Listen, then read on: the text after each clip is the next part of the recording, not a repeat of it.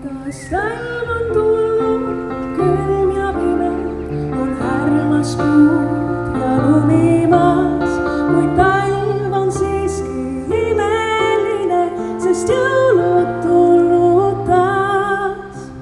Vihmas, lumes, jõulus me oleme kõik üks. Looduses ja loodus oleme me kõik üks. Ka siis, kui me oleme üksinda looduses, sest meie ümber on puud, taevas, maa. Ei saa üksi olla.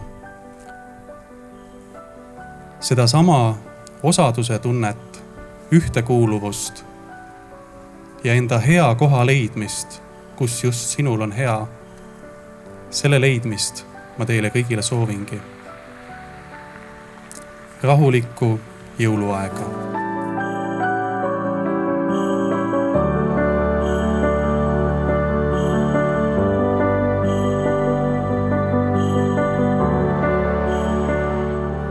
Apostel Paulus kirjutas, lõppeks vennad, olge rõõmsad, seadke oma asjad korda, laske endid julgustada, olge üksmeelel, pidage rahu. Küll siis armastuse ja rahu Jumal on teiega.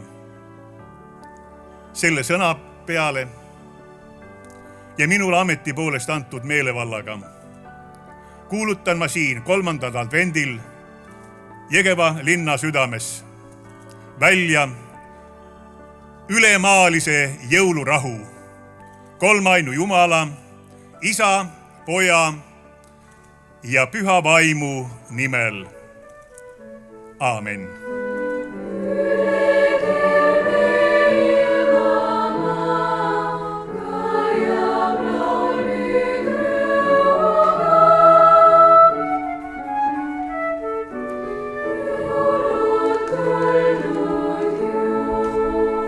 On väga sümboolne, et just Jõgeval kuulutatakse välja üle-eestilist jõulurahu ja sellel aastal juba 16.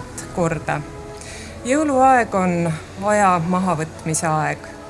See on märkamise aeg ja hoolimise aeg, aga eelkõige on ta hingerahu leidmise aeg. Ja soovin Jõgeva vallavalitsuse poolt, et rahu jõuaks meie kõikide südametesse.